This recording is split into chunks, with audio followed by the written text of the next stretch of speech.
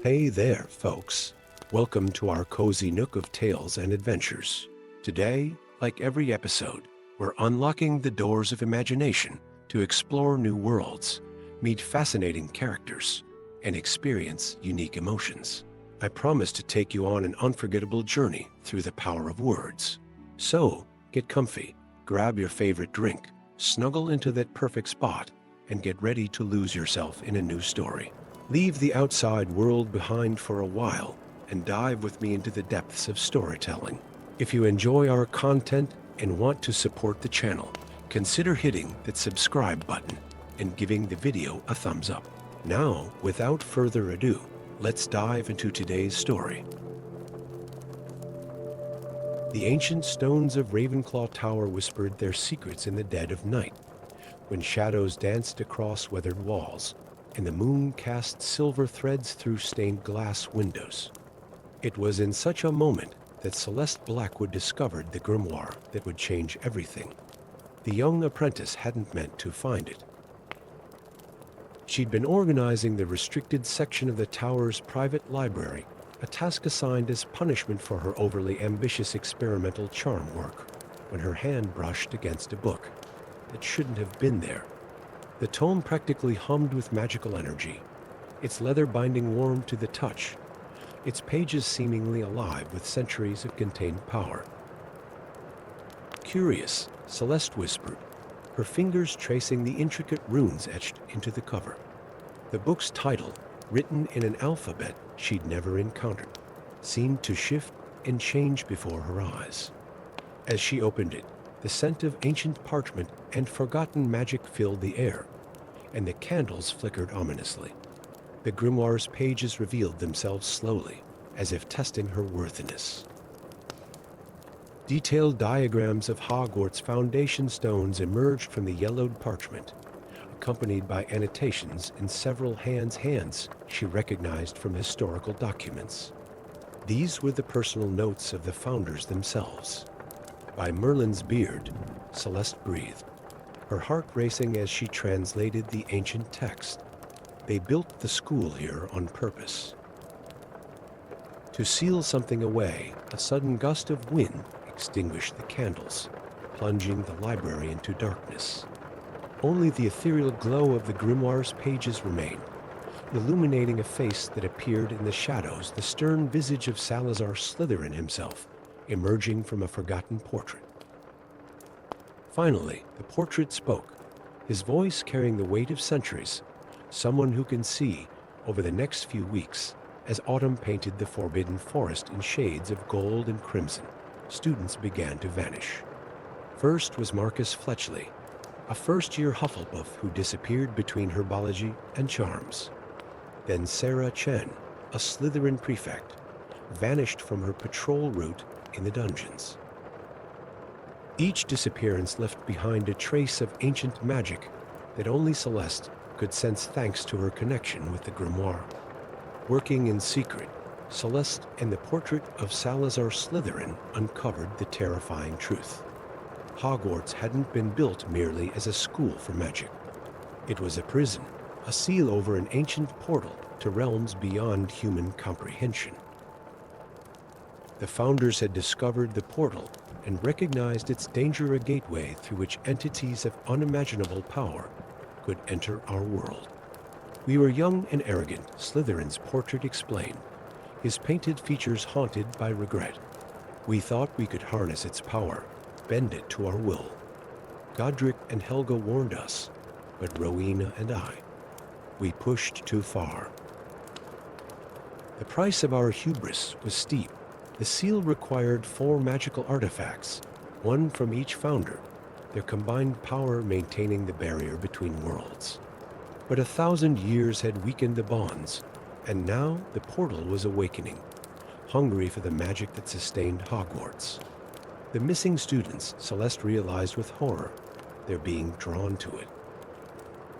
The portal is feeding on their magical essence, growing stronger with time running out. Celeste embarked on a desperate quest to locate the founders' artifacts. Slytherin's locket lay hidden in the Chamber of Secrets, guarded by ancient serpentine magic. Gryffindor's sword hung in the headmaster's office, its ruby gleaming with inner fire. Hufflepuff's cup was concealed within the kitchens, protected by household spirits who demanded proof of loyalty and hard work. But it was Ravenclaw's diadem that proved most challenging. The lost artifact had been hidden by Helena Ravenclaw centuries ago, its location a closely guarded secret. The Grey Lady, Helena's ghost, refused to speak of it to anyone until Celeste shared the truth about the portal. My mother knew. Helena's spectral form wavered as she spoke. She knew the seal would eventually weaken. The diadem. I hid it in the room of requirement, but not as it is now. You must find the room as it was when I was alive. As winter descended upon Hogwarts, the signs of the weakening seal became impossible to ignore. Strange lights flickered in the depths of the lake, and creatures from the forbidden forest fled in terror from an unseen threat. More students disappeared, drawn by an irresistible call to the depths beneath the castle. With the guidance of Slytherin's portrait, who sought redemption for his past mistakes, Celeste pieced together the ritual that would strengthen the seal. But the price was steep. The artifacts would need to be destroyed, their power permanently woven into the barrier. There will be consequences, Slytherin warned. Magic this ancient demands balance. The destruction of these artifacts will forever change the nature of magic at Hogwarts on the winter solstice. When the barrier between worlds grew thinnest, Celeste descended into the chambers beneath Hogwarts.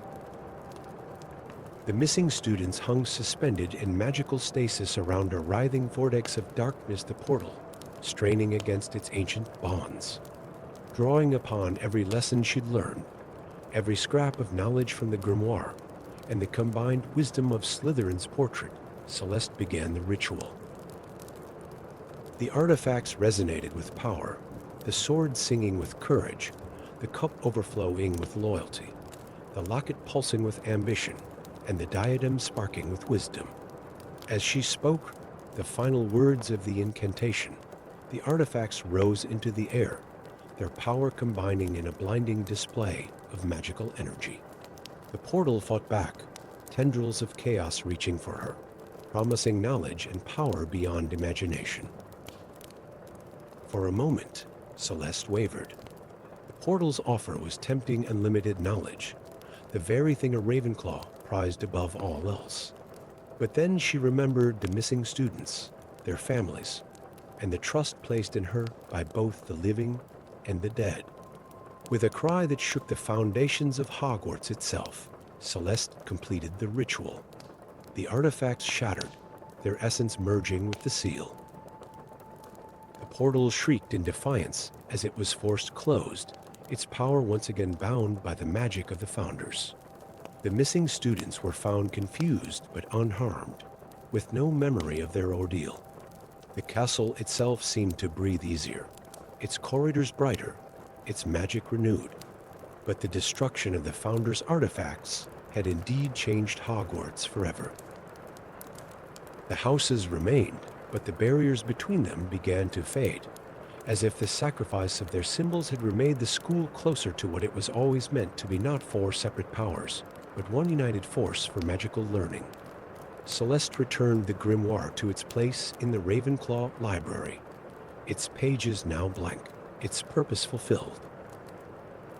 Slytherin's portrait smiled at her one last time before fading into an ordinary canvas, his centuries-long vigil finally complete.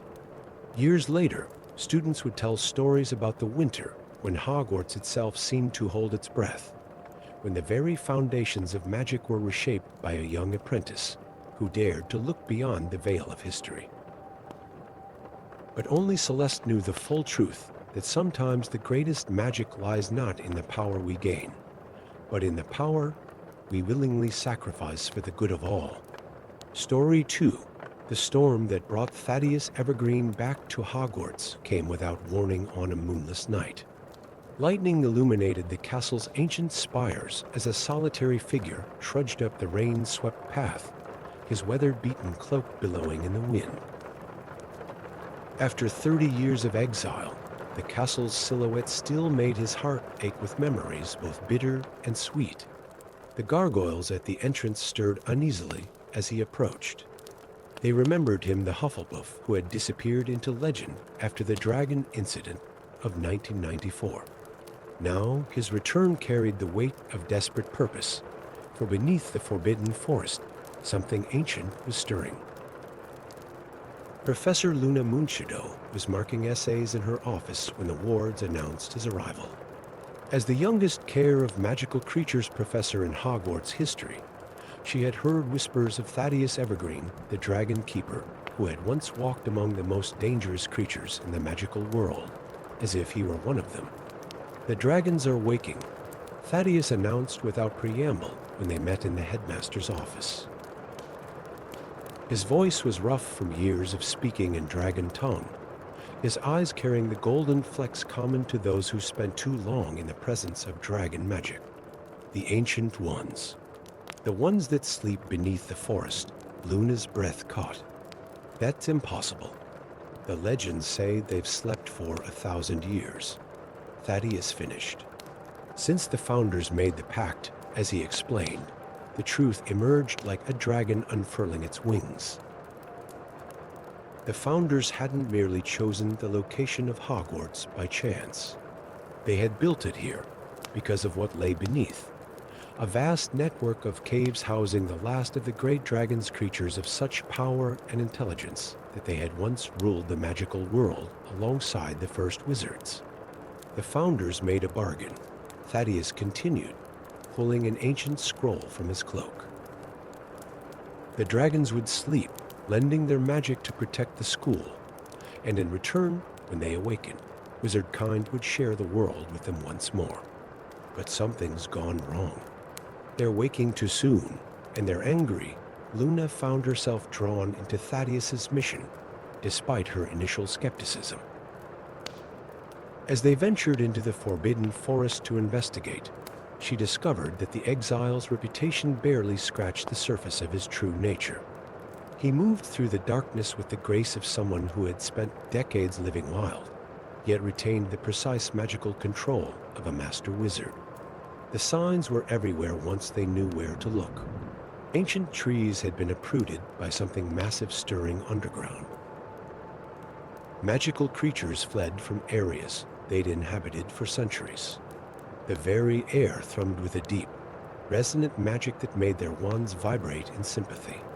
Here, Thaddeus said one dawn, kneeling beside a crystalline formation jutting from the earth. "Dragon tears. They're dreaming of betrayal. Their investigation led them to discover a terrible truth. The original pact had been corrupted over the centuries. Each generation of wizards, fearing the dragon's return, had added their own layers of binding magic, transforming a sleeping agreement into magical chains.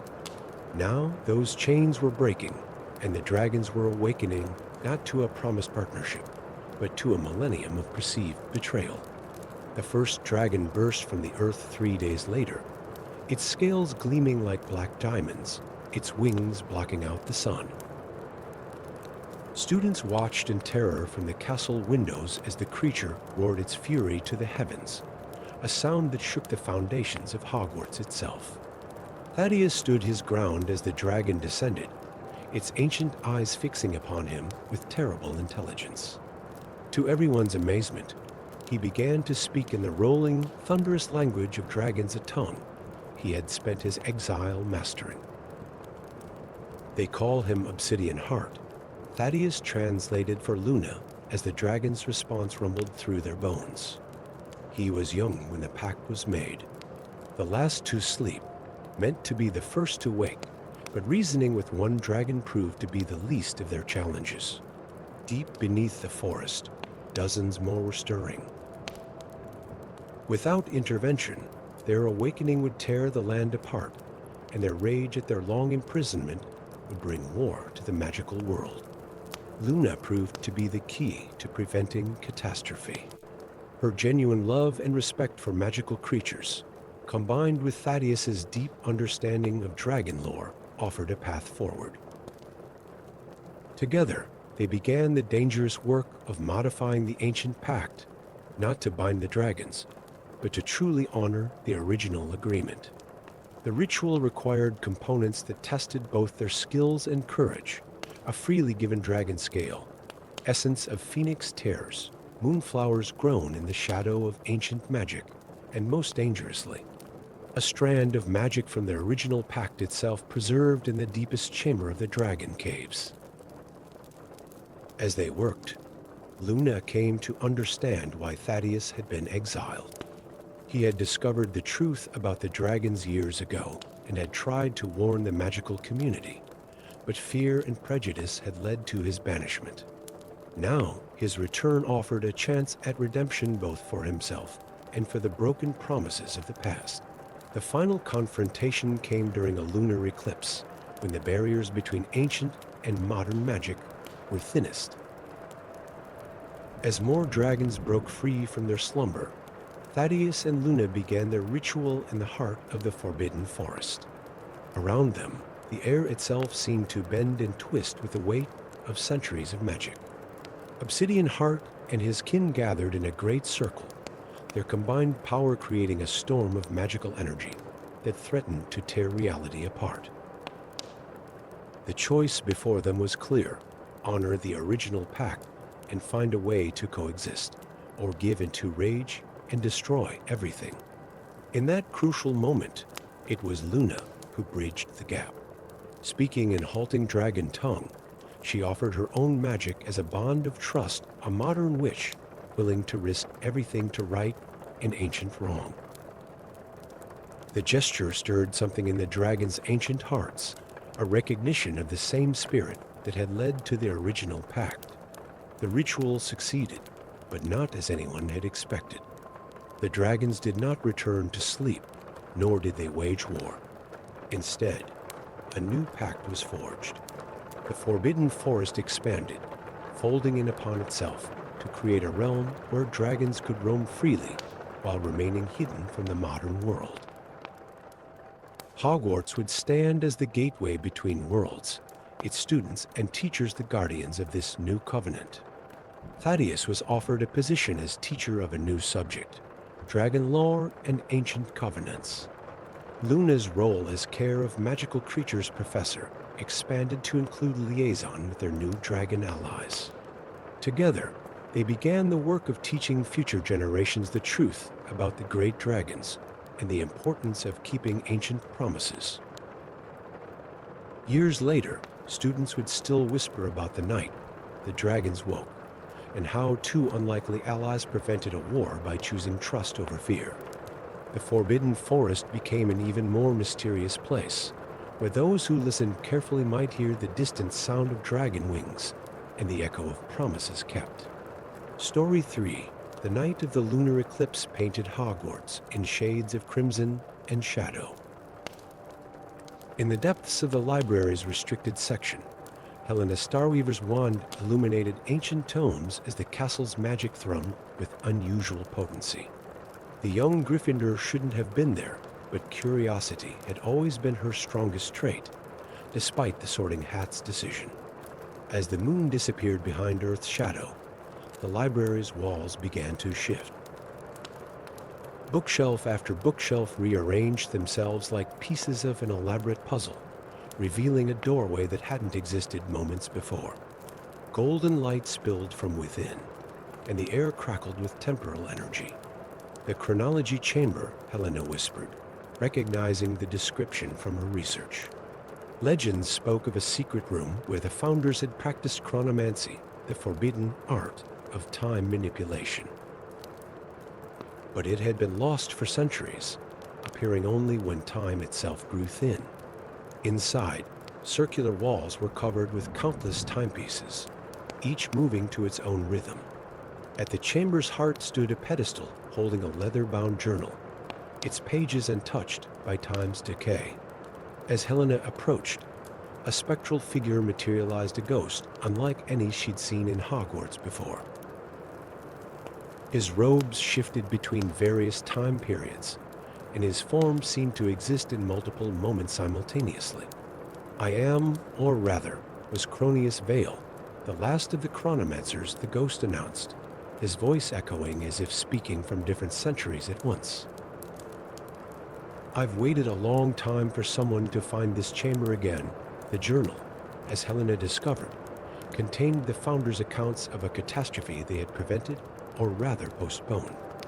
Through the art of chronomancy, they had pushed a devastating magical convergence forward in time, saving their era, but burdening the future with its inevitable arrival. The founders knew they couldn't prevent it entirely. Cronius explained, his form flickering between youth and age. Time demands balance. They could only choose when the convergence would occur. They chose. Now, the signs began manifesting throughout Hogwarts.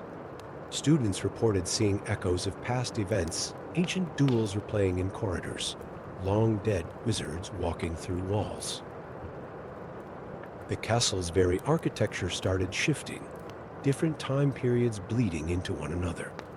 A first-year found herself attending a lesson taught by Rowena Ravenclaw herself, while a seventh year accidentally walked into the middle of the school's original construction.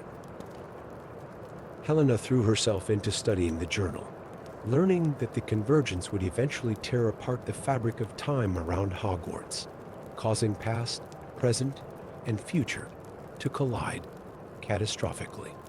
The founders had used 4 temporal anchors' magical devices, hidden throughout the castle to redirect the convergence to a future time when, they hoped, wizards would be powerful enough to find a permanent solution.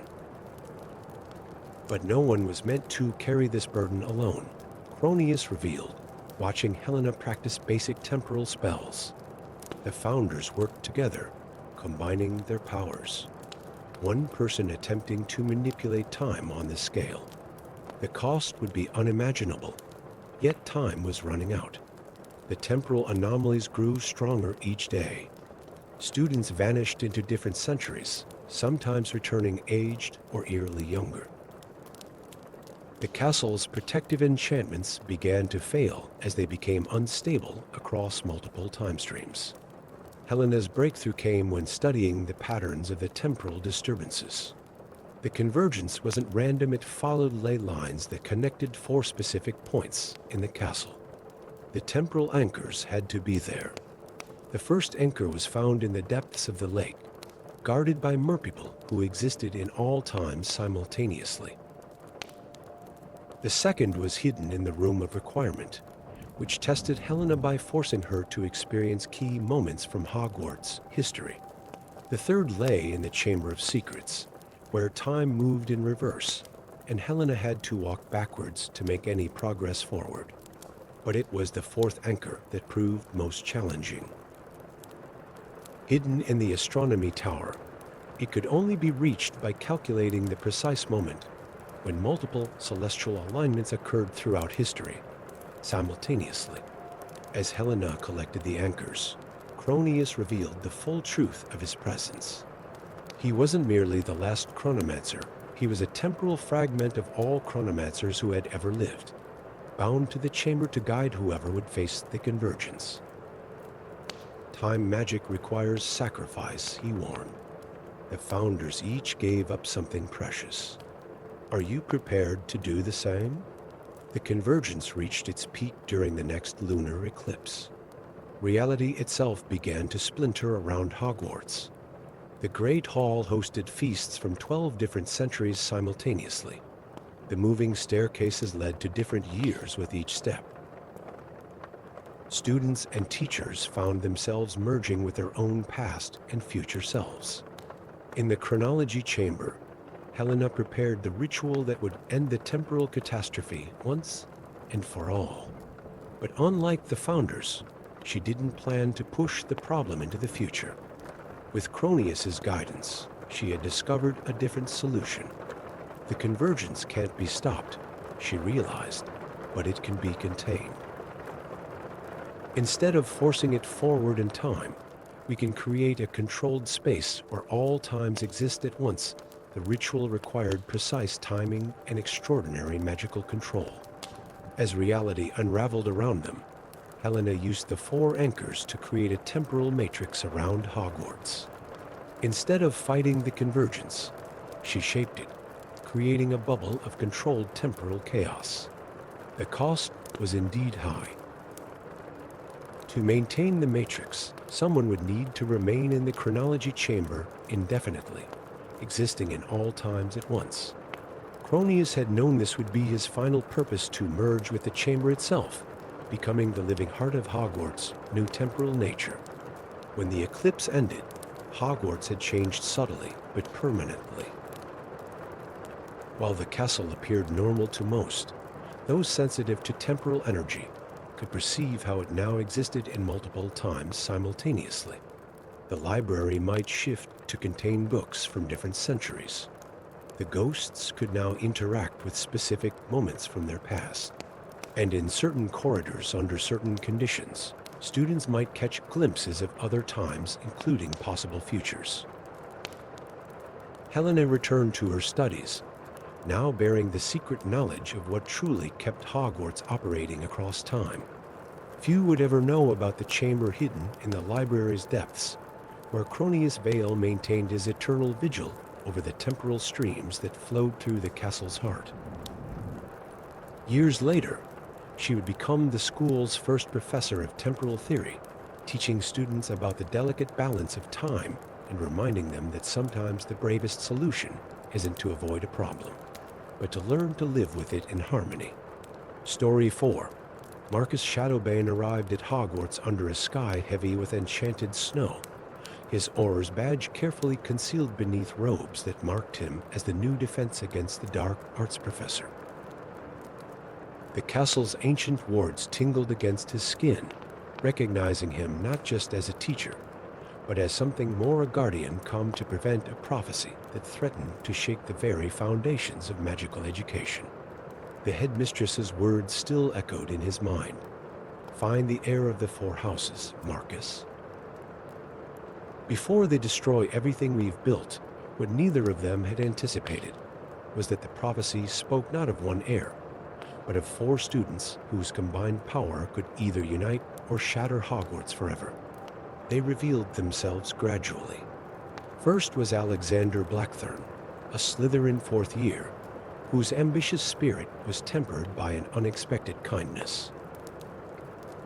During a particularly challenging defensive spell demonstration, Alexander didn't just master the magic, he improved it, weaving in elements that showed an intuitive understanding of power that went beyond mere technique.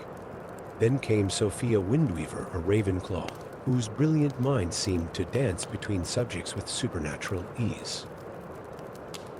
Marcus watched her in the library one evening, her quill moving across parchment in 4 different colors simultaneously as she solved complex arithmetic equations that even the professors found challenging.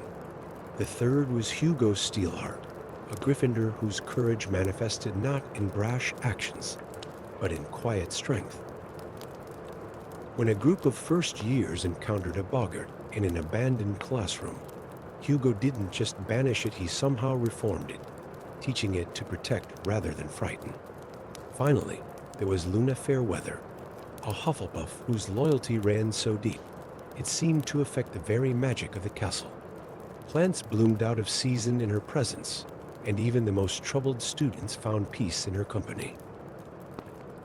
As Marcus observed them, the castle's protections began to fail in subtle ways. Staircases moved unpredictably, portraits reported shadows where none should exist, and ancient creatures stirred in the forbidden forest. The magic that had protected Hogwarts for centuries was becoming unstable, responding to the presence of the 4 students in ways no one had predicted. The Founder's magic recognizes them, the Sorting Hat told Marcus during a late-night consultation. Each carries a pure strain of their house's original power. Together, they could remake Hogwarts or unmake it entirely. The crisis came to a head during the winter solstice, when the castle's magic was traditionally at its strongest. Dark creatures, drawn by the growing instability, began breaching the school's boundaries. Shadow wraiths drifted through corridors, while ancient guardians carved from stone broke free of their pedestals, confused about whether to protect or destroy.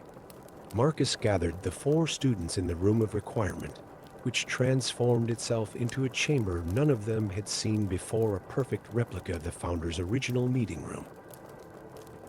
Here, surrounded by artifacts and echoes of ancient power, he revealed the truth about their heritage and the choice they faced.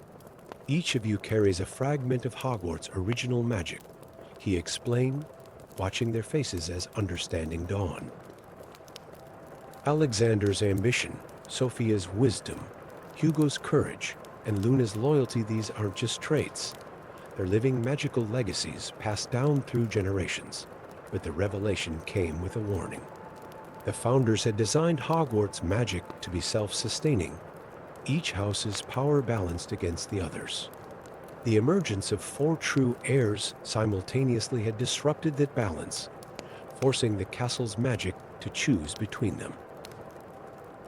Unless you learn to unite your powers, Marcus warned, the magic will tear itself apart, trying to determine which of you is the true heir.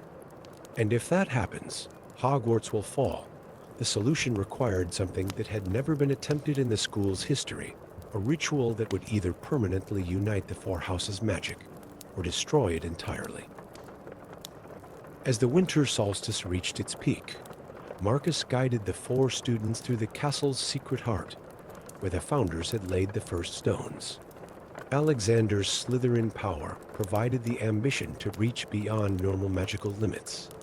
Sophia's Ravenclaw wisdom gave them the knowledge to shape the wild energies. Hugo's Gryffindor courage helped them face the overwhelming force of centuries of accumulated magic. And Luna's Hufflepuff loyalty bound them together, preventing their individual powers from tearing them apart. The ritual transformed both the students and Hogwarts itself. Instead of choosing a single heir, the castle's magic reformed into a new pattern, one that recognized the strength of unity over division. The house system remained, but the barriers between them became more permeable, allowing students to develop traits from all 4 houses while still honoring their primary allegiance. In the years that followed, Marcus watched his 4 students grow into their roles as guardians rather than heirs.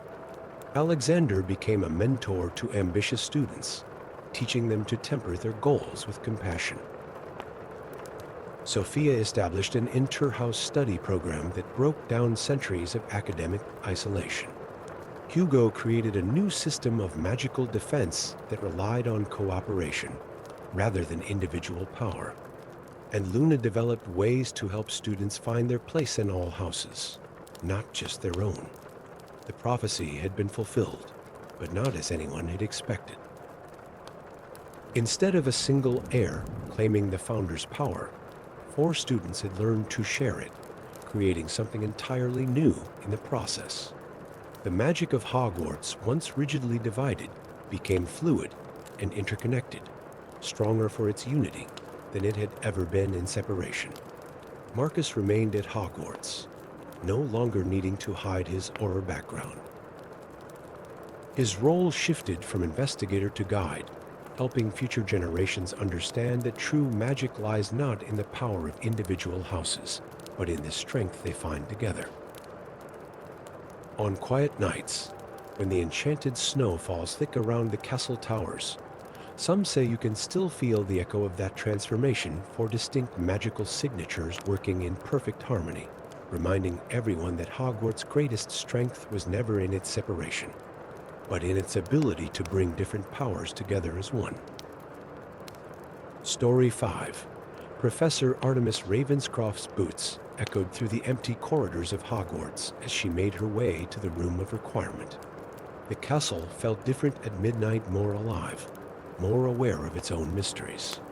Tonight marked the beginning of an ambitious project, the magical restoration of the room that had been damaged during the Battle of Hogwarts decades ago. The wooden door materialized before her, its surface rippling with ancient enchantments. Inside, scaffolding of spelled silver stretched toward the ceiling, and magical diagnostics glowed in various colors, highlighting areas that needed repair. But it was the mirror that caught her attention, a tall, ornate piece that definitely hadn't been there when she'd left the room earlier that evening. Unlike the mirror of her eyes, this one didn't show reflections of desire. Instead, its surface rippled like liquid mercury, and through it, Artemis could see Hogwarts, but not quite her Hogwarts. In this version, the Great Hall's ceiling showed not just the weather, but entire galaxies swirling overhead. Students wore robes in blended colors rather than house-specific hues. Fascinating, isn't it? The voice came from behind her, but when Artemis whirled around, she found only empty air. The voice spoke again from the mirror. We all wonder about the paths not taken. A figure stepped into view within the mirror's surface. Herself, but not quite. This Artemis wore robes embroidered with symbols she'd never seen before, and her eyes held knowledge of different mysteries. Before she could respond, a student's scream echoed through the castle.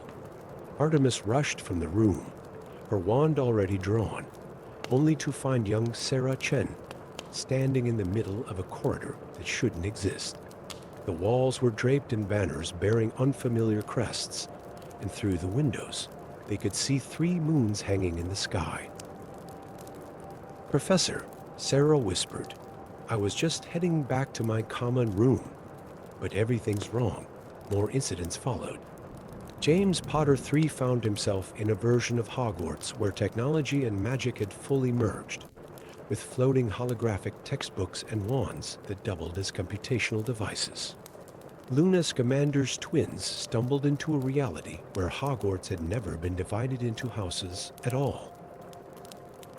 And most disturbing of all, first year, Timothy Drake returned from a brief disappearance with eyes full of terror, speaking of a Hogwarts ruled by dark magic. Research in the library revealed fragments of truth.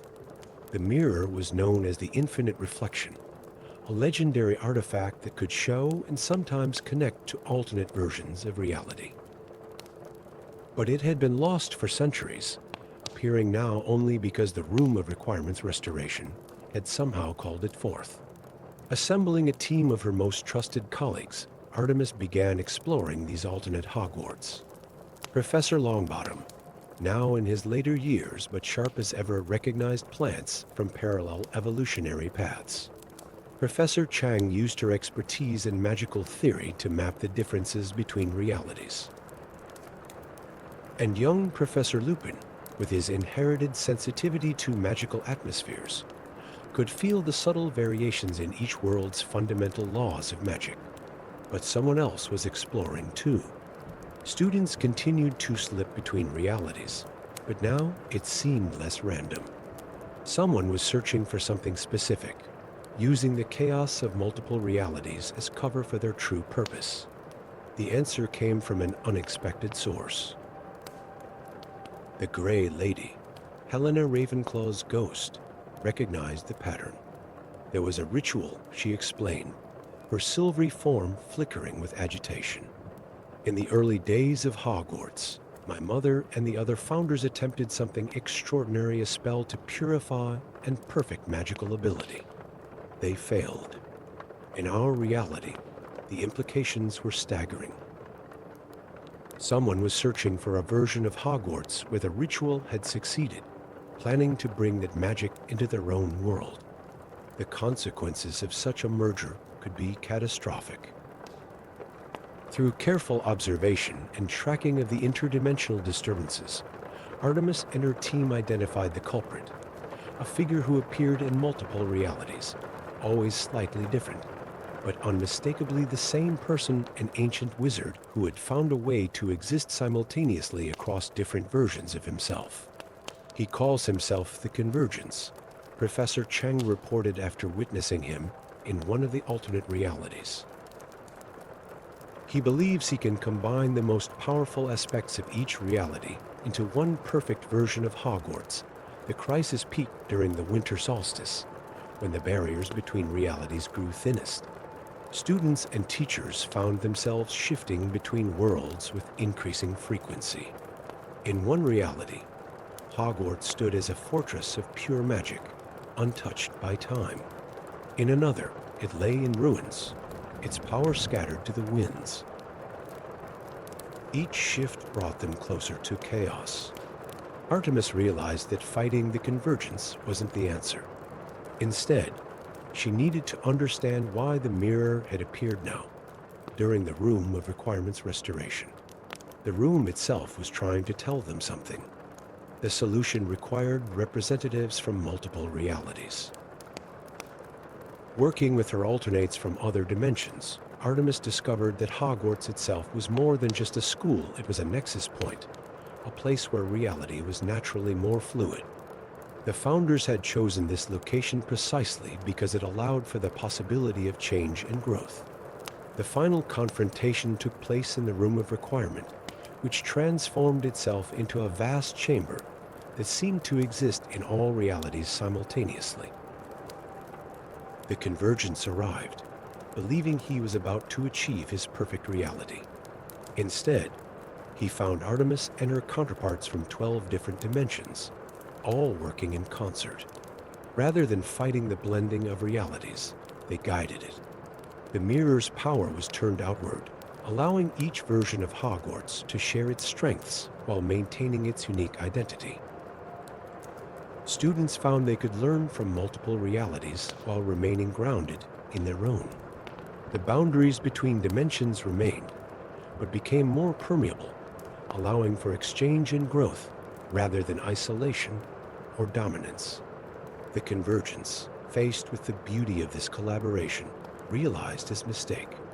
The perfect version of Hogwarts wasn't one that eliminated all others, but one that could learn from infinite possibilities. In the years that followed, the Mirror of Infinite Reflections remained in a special chamber, carefully monitored but accessible to those seeking to learn from other realities. Hogwarts developed a new department of interdimensional studies, with Artemis as its head. Students learned not just about magic as it existed in their world, but as it might have been, could be, and was in countless other realities. The Room of Requirement, fully restored at last, had given them not just a repaired space, but a window into infinite possibilities. And in doing so, it had taught them all that the greatest magic lies not in seeking perfection, but in embracing the endless variety of what magic could be. Story 6. The ancient stones of Hogwarts Castle whispered their secrets on the night Aurora Blackwood discovered the grimoire. Moonlight streamed through the dust-laden windows of the North Tower's highest chamber, where centuries of forgotten memories lay draped in shadow. Her wand cast a gentle luminescence across weathered tomes and artifacts, each bearing silent witness to the passage of time. But it was the leather-bound book, tucked away behind a loose stone in the wall, that called to her with an urgency she couldn't ignore. Aurora's fingers trembled as they traced the intricate silver runes embossed on the grimoire's cover. As the last rays of sunset painted the chamber in hues of amber and gold, she felt the weight of destiny settling upon her shoulders. The book had chosen this moment to reveal itself, and with it, a truth that would shake the very foundations of Hogwarts School of Witchcraft and Wizardry. Fascinating, isn't it? A voice emerged from the darkness, causing Aurora to nearly drop the ancient tome. Professor Thaddeus Knott stepped from the shadows, his dark robes swirling around him like liquid night. "I've been watching you, Miss Blackwood." Not many students would notice the subtle magical signatures emanating from these walls. Aurora clutched the grimoire closer, her heart racing. Professor Knott's reputation preceded him brilliant but feared. A Slytherin whose dedication to the dark arts was whispered about in common rooms across the castle. Yet something in his eyes spoke not of malice, but of recognition. "The markings," she said, finding her voice. "They're similar to those in Rowena Ravenclaw's personal writings. Indeed, Knott moved closer, his expression unreadable. But what you hold is far more significant than mere academic scribblings. That grimoire contains the last warnings of your ancestor, a truth so terrible it was hidden from the world for a millennium. The revelation struck Aurora like a physical blow. She had always known of her distant connection to Ravenclaw, but this was different. As if responding to her thoughts, the grimoire's pages began to turn of their own accord, ancient parchment crackling with barely contained magical energy. The words that materialized before them told of a curse, a terrible price paid for the founding of Hogwarts itself. Every 1,000 years, the barrier between the world of the living and the dead would weaken, threatening to tear apart the very fabric of reality. The founders had sealed this breach, but their solution was temporary. Now, as the millennium approached its end, signs of the curse's return had begun to manifest. The spectral lights in the forbidden forest, Aurora whispered, realization dawning. The strange behavior of the ghosts, precisely. Nat's voice carried a hint of approval. The signs are there for those wise enough to see them. But what interests me, Miss Blackwood, is why Rowena's grimoire chose to reveal itself to you. Now Aurora's fingers traced the elaborate diagrams depicting the castle's ley lines. Because I'm the only one who can decode her safeguards. The riddles, the puzzles, they're not just security measures. They're a map that leads to what? Not pressed, his dark eyes gleaming. To the heart of Hogwarts itself, Aurora's voice grew stronger as understanding flooded through her. To the chamber where the founders sealed the breach, what followed was a journey that would test everything Aurora thought she knew about magic, loyalty, and the true nature of good and evil. With Professor Knott as an unlikely ally, she began to unravel the complex web of enchantments Rowena had left behind. Their quest led them through forgotten passages and hidden chambers, each protected by increasingly complex magical challenges. In the Chamber of Echoes, they faced spectral guardians that took the form of their greatest fears. Within the labyrinth of shifting stones, they discovered that the very architecture of Hogwarts was part of an elaborate locking mechanism, designed to protect something far more precious than mere treasure. But it was in the Founder's Sanctum, a chamber so deeply buried beneath the castle that it pulsed with raw magical energy, that they discovered the true nature of the curse. The four founders had not merely built Hogwarts as a school, they had constructed it as a prison, containing an ancient force that threatened to tear apart the boundaries between life and death. Your ancestor was clever, Knott remarked as they stood before the final seal, their wands raised in unison. She knew that only by working together, Ravenclaw's wisdom and Slytherin's cunning, could future generations hope to maintain the balance. Aurora nodded, understanding at last why the grimoire had chosen this moment to appear.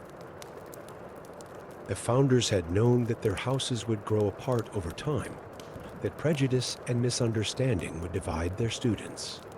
The curse wasn't just a magical threat, it was a test, designed to force future generations to rediscover the power of unity. As the millennium's end approached, Aurora and Knott worked tirelessly to reinforce the ancient wards. Students and teachers alike watched in amazement as the unlikely pair moved through the castle, their magic weaving together in perfect harmony. The barriers between houses began to blur as others were drawn into their quest, each contributing their unique strengths to the cause. On the night of the millennium's turn, when the stars aligned and the veil between worlds grew thinnest, Aurora stood atop the North Tower where her journey had begun. Below, the combined magic of hundreds of students and teachers flowed through the castle's ley lines, guided by the wisdom contained within Rowena's grimoire. Professor Knott stood beside her, his usual stern expression softened by something that might have been pride. As the clock struck midnight, Aurora bore witness to a sight few wizards had ever seen, the complete awakening of Hogwarts' true power. The castle itself seemed to come alive, its ancient stones humming with the combined magic of 1,000 years of learning and unity. The curse was not broken, for some forces can never truly be destroyed, but it was transformed, channeled into a new kind of protection that would last for another millennium. In the days that followed, Aurora often returned to the North Tower, the grimoire now taking its place among the other ancient tomes. But its purpose had been served. The true magic of Hogwarts, she had learned, lay not in secret books or hidden chambers, but in the bonds forged between those who called the castle home. Professor Knott continued to teach defense against the dark arts, though students noted a subtle change in his demeanor. The experience had taught him, as it had taught Aurora, that the greatest magic often comes from the most unexpected alliances. And so, the story of the grimoire became another chapter in the endless tale of Hogwarts, a reminder that in times of greatest darkness, hope can be found in the unity of those brave enough to stand together. The ancient stones of the castle still whisper their secrets to those who listen, telling of the night when wisdom and cunning joined forces to preserve the delicate balance between life and death, ensuring that the light of learning would continue to shine for generations to come. Story 7. The surface of the Black Lake shattered like obsidian glass on a winter morning that would forever change Hogwarts. Professor Helena Stormwind stood at her classroom window, her breath catching in her throat, as she witnessed what no living soul had seen in over a millennium, the emergence of an ancient guardian dragon. The creature rose from the depths with the grace of liquid silver, its scales shimmering with an iridescent light that seemed to capture the very essence of magic itself. Water cascaded from wings that spanned wider than the Quidditch pitch, each membrane etched with glowing runes that Helena recognized from the most ancient texts in the library's restricted section. "By Merlin's beard," she whispered, her hand instinctively reaching for the pendant she wore, a gift from her grandmother, containing a single dragon scale that had been passed down through generations of magical creature handlers. The dragon's appearance sent ripples of chaos through the castle. Students pressed against windows, their faces a mixture of awe and terror. But Helena knew this was no ordinary dragon. The markings, the otherworldly grace, the intelligent gleam in its ancient eyes, this was one of the legendary guardian dragons, created by the founders themselves to protect their greatest secrets. As she raced down to the lake's edge, Helena was joined by an unlikely group: Marcus Chen, a quick-witted Ravenclaw prefect; Sophia Blackwood, a fierce Gryffindor duelist; Thomas Fletcher, a gentle Hufflepuff with an uncanny ability to communicate with magical creatures; and Cassandra Knott, a reserved Slytherin whose knowledge of ancient magic rivaled that of most professors. The dragon regarded them with eyes that held the wisdom of centuries. When it spoke, its voice resonated not in their ears, but in their minds, carrying the weight of ages. The seal weakens. What was bound must not break free. Helena felt a shiver run down her spine. "What seal?" she asked, though part of her dreaded the answer. The dragon's response came in images rather than words, visions of the founders gathering in a chamber deep beneath the castle, working together to contain something dark, something ancient. Salazar Slytherin stood at the center of their ritual, his face grave as he sealed away a force that threatened to consume everything they had built. "But that's impossible," Cassandra whispered, her usual composure shaken. "The histories say Slytherin left the school in anger, that he turned against the other founders." The dragon's mental voice carried a note of sadness. "History is written by those who survive, young one. The truth lies deeper than any written word." As if responding to the dragon's presence, the castle itself seemed to stir. Ancient wards flickered visible for brief moments, lines of power pulsing through the stone walls like veins of golden light. In the library, books began to rearrange themselves, revealing hidden passages and secret knowledge that had remained concealed for centuries. The group found themselves drawn to a particular portrait, one that had hung unremarked in a dusty corridor for as long as anyone could remember. The subject, a stern-faced wizard in emerald robes, regarded them with newfound interest. "So," the portrait said, "the time has finally come. The Guardian has risen, which means the protections are failing." Helena stepped forward. "What protections? What are we guarding against?" The portrait's eyes gleamed. "Something far older than Hogwarts itself. The founders built this school not just as a place of learning, but as a prison for an ancient darkness that once threatened to consume all magic. Slytherin didn't leave in anger. He remained as the final guardian, sacrificing himself to strengthen the seals. The next few days became a race against time." Helena and her students worked tirelessly, decoding ancient texts and following the guardian dragon's guidance. They discovered that the castle's very architecture was part of an elaborate containment spell, with each house's tower forming a crucial anchor point. The dragon, whom they came to know as Corneris, revealed that it had slumbered beneath the lake for centuries, waiting for the moment when its power would be needed again. Now, with the seals weakening, it required the combined strength of all four houses to reinforce the ancient protections. As they delved deeper into the castle's secrets, each student discovered abilities they never knew they possessed. Marcus's analytical mind proved crucial in decoding the complex magical formulas left behind by Ravenclaw. Sophia's courage helped them face the guardians that protected the deeper levels of the castle. Thomas's empathy allowed them to communicate with various magical creatures that had also served as guardians over the centuries. And Cassandra's deep understanding of ancient magic helped them piece together the final ritual. The climax came during a fierce magical storm that shook the very foundations of Hogwarts. Deep beneath the castle, in a chamber whose walls writhed with dark energy, Helena and her students stood at 4 points of a magical compass. Corneris coiled around the central pillar, its scales glowing with increasing intensity. The founders knew, Helena realized as they began the ritual, that true protection couldn't come from isolation or division. It had to come from unity. The magic that flowed through them that night was unlike anything they had ever experienced.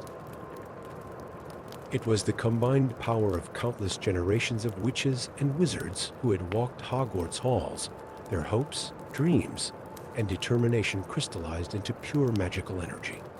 As the ritual reached its peak, the truth of Slytherin's sacrifice became clear. He hadn't abandoned Hogwarts, he had become part of its protection, his power and knowledge woven into the very stones of the castle. The Chamber of Secrets was not a hidden lair of dark magic, but a final line of defense against an ancient evil. When dawn finally broke, the castle stood stronger than ever. The seals had been renewed, not through the power of a single founder or house, but through the combined strength of all. Corneris, its task complete, did not return to its slumber beneath the lake. Instead, it took up residence in a newly created eyrie atop the highest tower, a living reminder of the power of unity and the true purpose of Hogwarts. Helena often found herself visiting the dragon in the years that followed, bringing with her students who showed particular promise or interest in magical creatures. Each time, she was reminded of the lesson they had learned, that the greatest magic comes not from power or knowledge alone, but from the bonds forged between those who dare to stand together against the darkness. The story of the guardian dragon became legend within Hogwarts, passed down through generations of students. But more than just a tale of magical creatures and ancient secrets, it served as a reminder that the true strength of Hogwarts lay not in its walls or spells, but in the unity of its houses and the courage of those who called it home. Story 8. The night the ghosts began to vanish. Marcus Winterfell was burning midnight oil in his office, surrounded by ancient texts and magical artifacts that testified to his dedication as Hogwarts' youngest professor of history of magic. The first sign that something was amiss came not as a dramatic event, but as an absence, the familiar silvery glow that usually filtered through his window from the ghostly recreation of a medieval duel in the courtyard below had gone dark. Marcus pushed aside a weathered tome on spectral manifestations and approached the window. The courtyard lay empty, the usual phantasmal performers nowhere to be seen. In their place, an unusual aurora danced across the night sky, its colors shifting between deep purple and an otherworldly silver that reminded him of ghost light. A frantic knocking at his door broke the silence. Professor Winterfell. The voice belonged to Lucy Blackwood, a sixth-year prefect known for her level head. Nearly headless Nick has disappeared. The news sent a chill down Marcus's spine. Nick had been a constant presence in Gryffindor Tower for centuries. His disappearance was unprecedented, but something in the back of Marcus's mind whispered that it was only the beginning. Over the next few hours, reports flooded in from throughout the castle. The Grey Lady had vanished from Ravenclaw Tower. The Bloody Baron was missing from his usual haunt in the dungeons. Even Peeves, the seemingly indestructible poltergeist, had ceased his nightly mischief.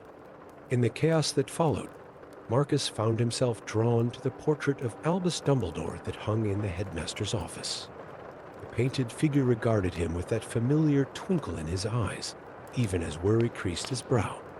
Curious timing, wouldn't you say, Professor Winterfell? Dumbledore's portrait mused. That this should happen on the night of the lunar eclipse. Marcus's eyes widened as pieces began falling into place. The celestial alignment, he breathed. The one mentioned in the prophecy of the Great Awakening, Dumbledore's portrait, nodded approvingly. Oh, so you've read Madame Ravenclaw's more obscure works. Then you know what this might mean. The prophecy had been considered mere legend, a prediction that during a specific astronomical alignment, the barrier between the spiritual and physical worlds would thin enough to allow ghosts to regain corporeal form.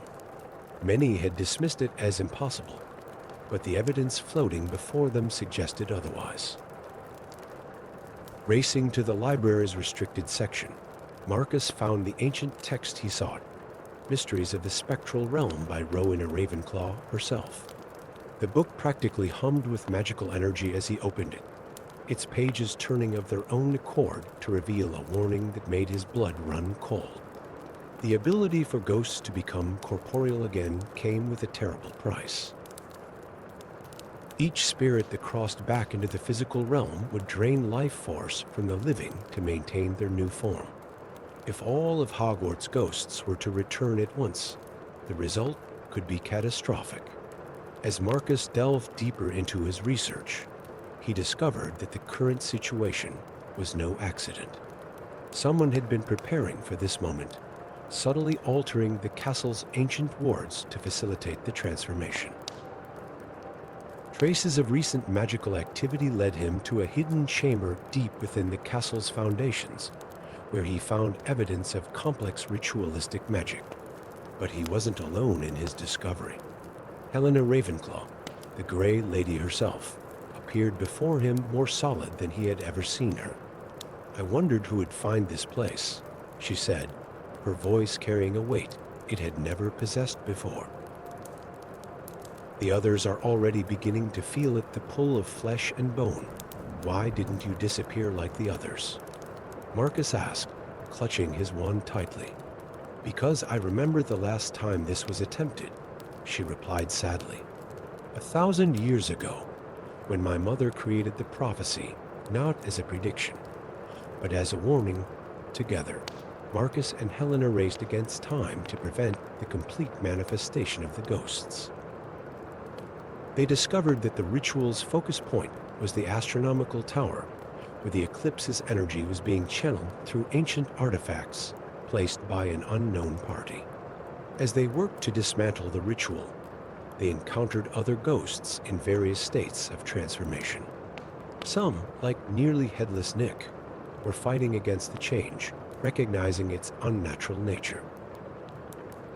Others, led by the Bloody Baron, embraced it, desperate for a second chance at life. The climax came as the eclipse reached its peak. In the astronomical tower, Marcus faced a difficult choice. He could complete the ritual, allowing the ghosts to return to life, but at a terrible cost to the living, or he could break it, forcing them to remain as spirits, but preserving the natural order. The answer came from an unexpected source. The Bloody Baron, seeing the pain his desire for life was causing, made the ultimate sacrifice. He used his nearly corporeal form to disrupt the ritual's focal point, shattering the artifacts and breaking the spell. The backlash of magical energy was tremendous, but when the dust settled, the ghosts had returned to their spectral forms. Yet something had changed. Their experiences had given them a new appreciation for their role in the school's ecosystem, not as mere remnants of the past, but as guardians of its future. In the aftermath, Marcus worked with the ghosts to document their experience, adding a new chapter to Hogwarts' already rich history. The hidden chamber became a repository for knowledge about the barrier between life and death, ensuring that future generations would understand both the temptation and the danger of disrupting that natural boundary. The astronomical tower was sealed with new protective enchantments, designed to prevent any future attempts to manipulate the barrier between worlds. But perhaps more importantly, the event had fostered a deeper understanding between the living and the dead within Hogwarts walls. Years later, students would still whisper about the night the ghosts almost came back to life. But the true lesson, as Marcus would often tell his classes, wasn't about the power to defy death. It was about accepting the natural order of things and finding purpose in one's current state of being. The ghosts of Hogwarts continued their eternal patrol of the castle's halls, but now they did so with renewed purpose. They had glimpsed what it meant to be alive again and had chosen to remain as they were, protecting the boundary between worlds and serving as a bridge between past and present. And on quiet nights, when the moon hung full in the sky, Marcus would sometimes visit the astronomical tower, where the echoes of that fateful eclipse still lingered in the ancient stones. There, he would remember that some barriers exist for a reason, and that true wisdom lies not in breaking them, but in understanding why they must remain. Story 9, deep in the dungeons of Hogwarts, where the ancient stones whispered secrets of centuries past, Cassandra Meadows discovered a truth that would shatter her understanding of reality itself.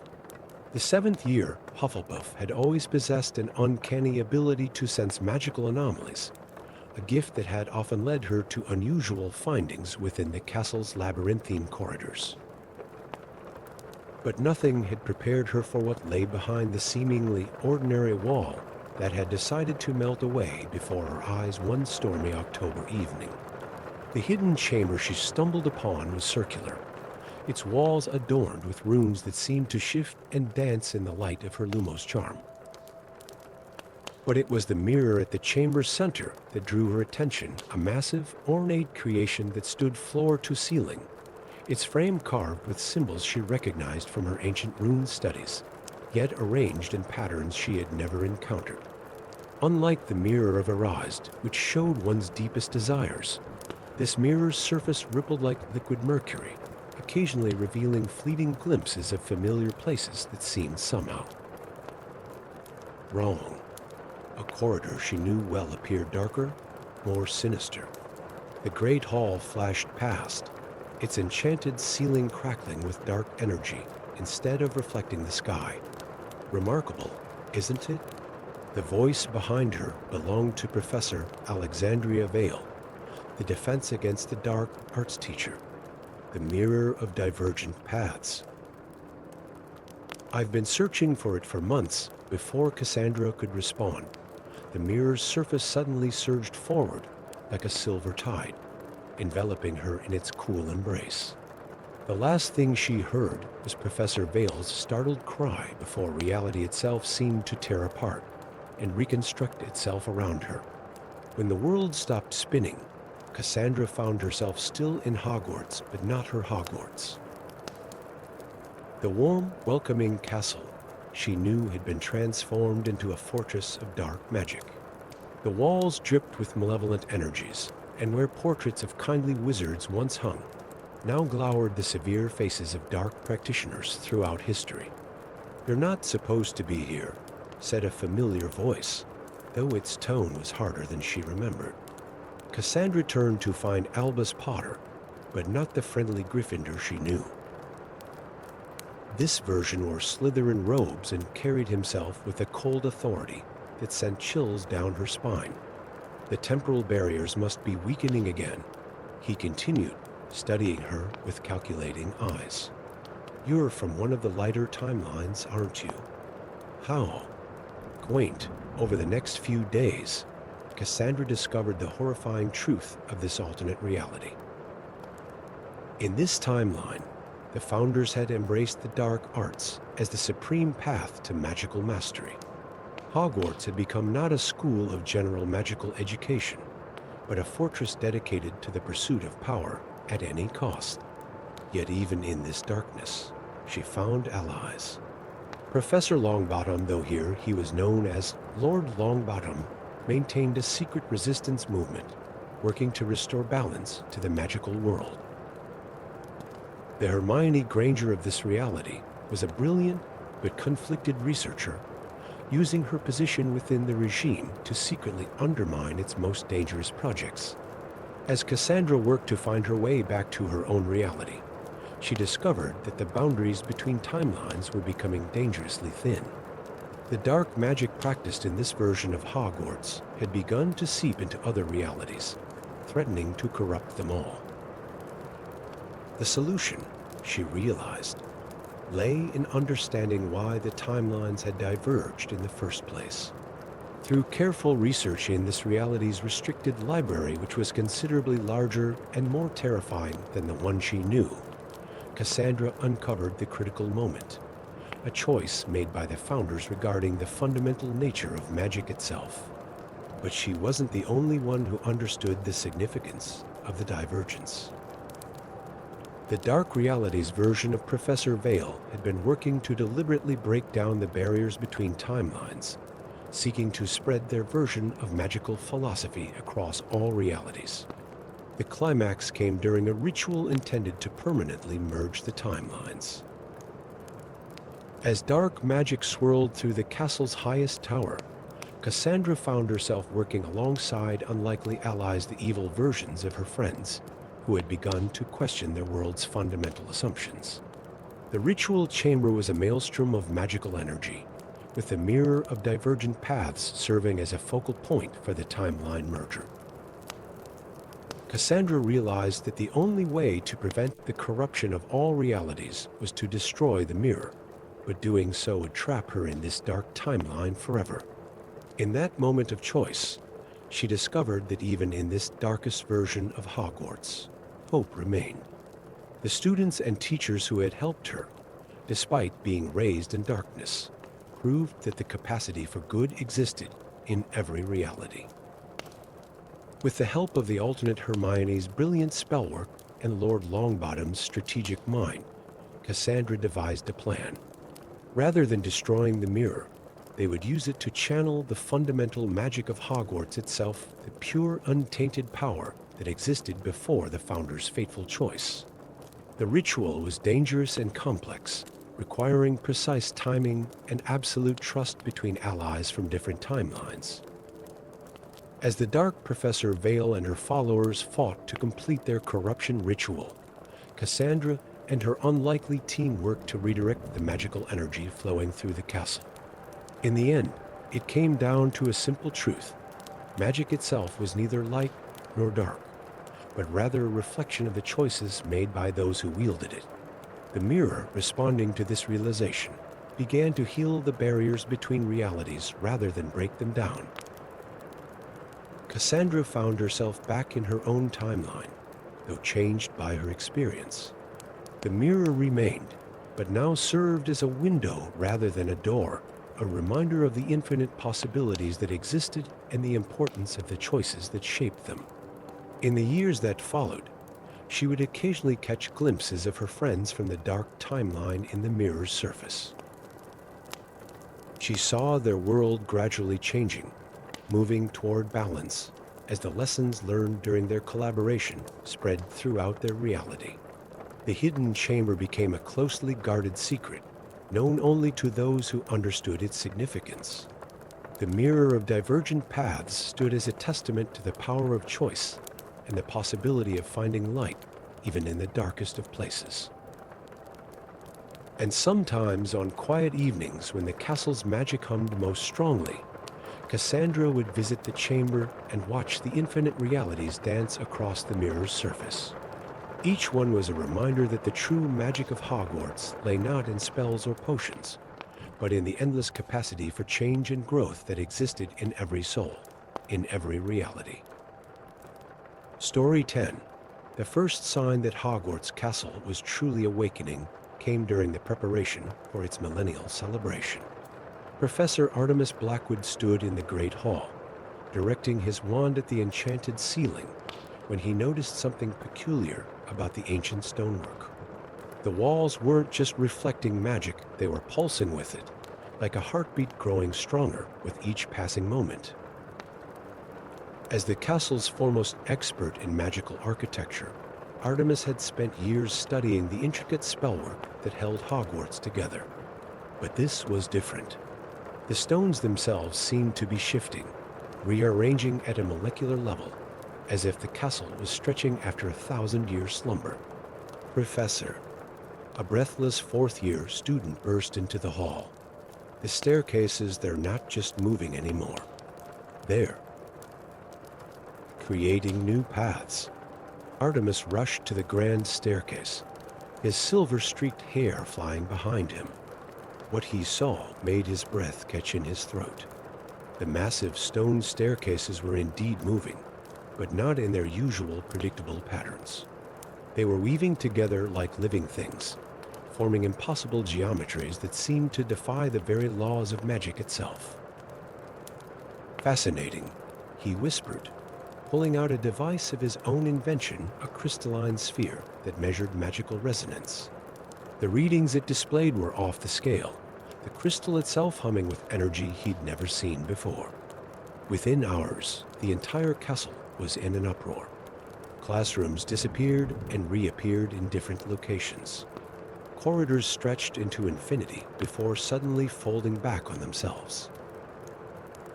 The portraits lining the walls reported that even the deepest foundations of the castle were stirring. Headmistress McGonagall called an emergency meeting of the faculty in what was left of the Great Hall. Professor Blackwood, she said, her voice tight with concern, you've studied the castle's magic more than anyone. What is happening to Hogwarts? Artemis held up his resonance sphere, now glowing with an intense inner light. The castle is awakening, he explained, but I don't believe the founders built Hogwarts at all. I think they discovered it. The silence that followed was broken by Professor Eleanor Wintersmith, the youngest member of the faculty and an expert in ancient runes. The markings I've been studying in the dungeons, she said, they're older than any known magical writing system. I thought they were decorative, but what if they're actually instructions? Artemis finished. Or warnings, as if in response to his words. The entire castle shuddered. The enchanted ceiling of the Great Hall, which had always shown the sky above, now displayed something else entirely, patterns of energy and magic that flowed through the castle like blood through veins, all converging on a single point deep beneath their feet. Artemis quickly assembled a team to investigate, Helena with her expertise in ancient runes. Marcus Chen, a brilliant seventh-year student whose talent for translocation magic might help them navigate the castle's shifting geometry. And Luna Lovegood's daughter, Celine, who possessed her mother's ability to see things others missed. Their journey through the transforming castle was like nothing any of them had experienced before. Rooms rearranged themselves as they watched, revealing hidden chambers that had been sealed for millennia. Ancient magic sparked in the air, and with each step deeper into the castle's heart, they felt the pulse of something vast and ancient stirring to life. In what had once been the Chamber of Secrets, they found their first real clue.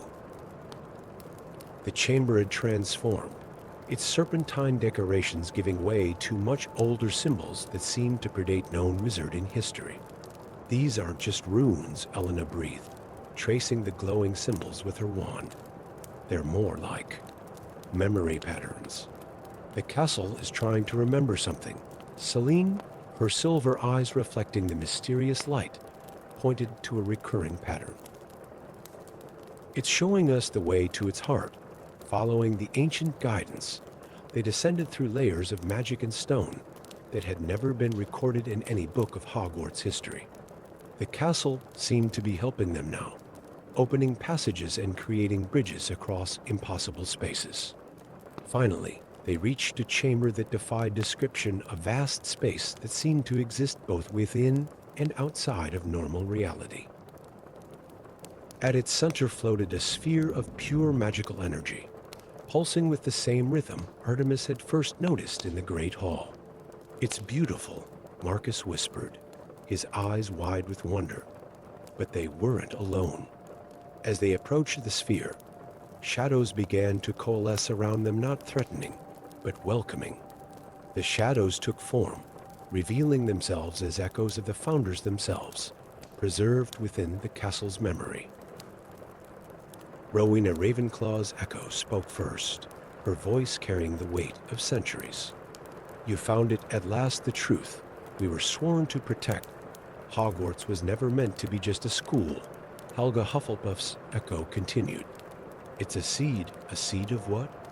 Artemis asked, though part of him already knew the answer. "Of magic itself," Godric Gryffindor's echo replied. "This castle is alive, a living embodiment of raw magical power that chose this place to grow." Salazar Slytherin's echo completed the revelation. "We didn't build Hogwarts. We were chosen by it to guide its development and protect it until it was ready to fully awaken. As understanding dawned, the magical sphere pulsed more intensely. The castle wasn't just coming alive, it was finally revealing its true nature as a sentient magical entity that had been growing and learning through centuries of hosting young wizards and witches. The next few weeks were a whirlwind of discovery and adaptation. The castle continued to transform, but now with purpose and direction. It created new spaces for learning that could adapt to each student's needs. The very walls became interactive, displaying the history they had witnessed over the centuries. Artemis and his team worked tirelessly to understand and document everything they learned.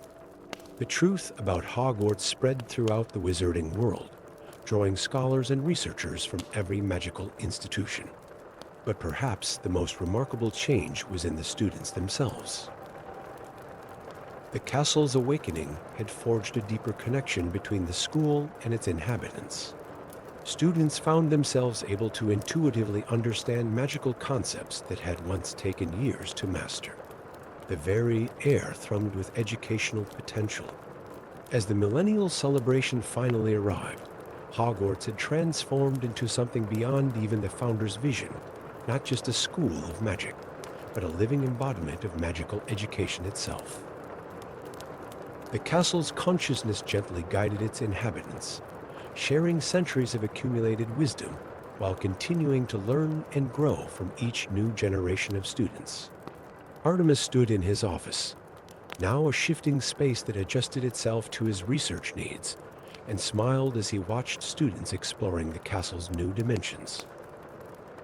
Hogwarts had always been more than just stone and magic. It was a bridge between the ancient mysteries of the magical world and the endless possibilities of the future. And in the heart of the castle, the magical sphere continued to pulse, its rhythm now in perfect harmony with the thousands of hearts that called Hogwarts home.